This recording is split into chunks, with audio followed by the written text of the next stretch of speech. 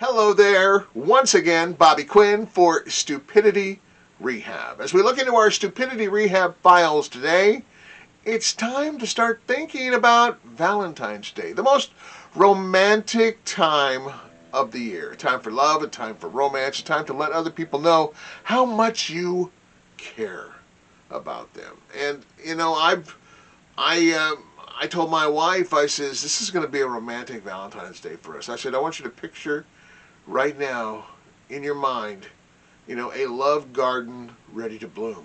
That's the theme of our Valentine's Day together. And she just kind of rolled her eyes because I just don't think she knew how to react to that. I'm not making Valentine's meal this year. I only make really two dishes.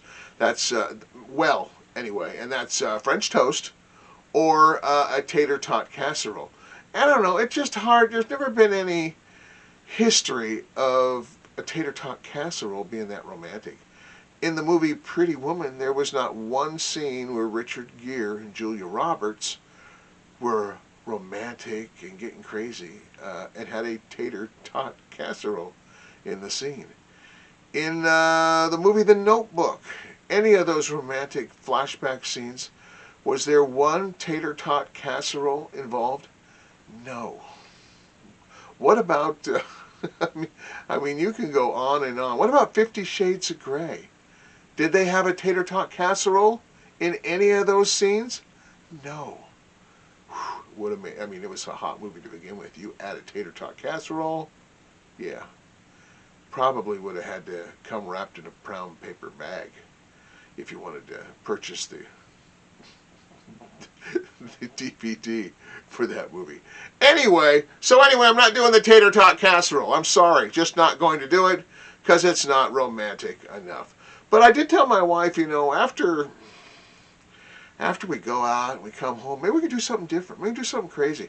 What about we do a little role playing? I be a park ranger, and you can be a scientist in search of a rare herd of elk. What do you think? She just said, yeah, we'll talk about it, which means it's not going to happen. We'll talk about it. I did mention to her, what about renewing our vows? Maybe sometime around Valentine's Day we could renew our vows. And I said, let's do it different. Let's do something to change it up. No I do's. I do's are boring. Everybody does I do. Let's do I accept your love. Is that romantic? And la la la, do you? I accept your love. Who could not sigh and get a little lightheaded from something that romantic, huh? Anyway, she didn't like that idea either. Actually, she said we were too busy. We couldn't do that. So anyway, that's out the window also. But also what I do want to mention is you got to do something for Valentine's Day, and there's got to be some special things. Sure, maybe your only interests are model airplanes and miniature goats. Well, figure out some way to make that work for a Valentine's Day testimony to someone. I have a friend, and that's his hobbies: model airplanes and miniature goats. And if he's not divorced in 10 years, it's a miracle. That's the way I see it. Anyway, I do one thing that I think is kind of cool, and maybe you'll want to do this, men or women. And you've heard of the President's State of the Union address. I do a State of the Marriage address. I write out some notes, and it's professionally done. It's not just something thrown out there off the top of my head.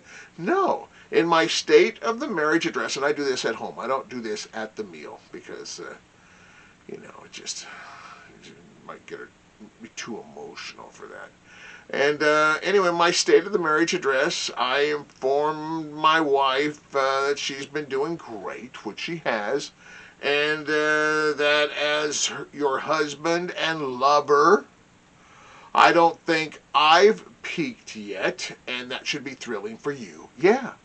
I don't think I've peaked as a lover and a husband, honey. How about that? I know that's definitely chokes her up. And then, and most men don't have the confidence and the passion toward their marriage partner to do something like this, but I do. because that's just the type of husband and guy I am. How she's been a wonderful wife, that's in my State of the Marriage address. That she's been a great mother, that's in my State of the Marriage address to her. And then I throw in that I can only think of maybe a few things that she could work, aka improve on. Yeah, there's got to be something she can improve on. She's got to have something to strive for. Usually at that point, she will leave the room. I think it's not because she doesn't want to hear what I think she could improve on. I think it's emotion. I think at that point in my State of the Marriage address, she's so caught up in the emotion and so, I don't know, speechless that she just, she just needs to get away and calm herself down. And I can understand that. I can understand that. I do want you to know that with Valentine's Day coming up, you can turn to whoever you want to for romantic advice or maybe a path to follow. I lean on the probably one of the most romantic singer-songwriters in the history of the world. Someone who is no longer with us, had a short life, but in that short amount of time he made some beautiful music and shared a lot of wisdom about love and romance. I'm talking about, you probably guessed it, Andy Gibb. Andy Gibb had some beautiful lyrics, and there's some that I just basically live by for my marriage. One is, the love wisdom of Andy Gibb was the one song where he said, if you give a little more than you're asking for, your love will turn the key. Wow. Doesn't that just clear the fog away and make you see what it's all about? Thank you, Andy Gibb. Words of romantic wisdom from him. In this world, there are many moments we lack in intelligence.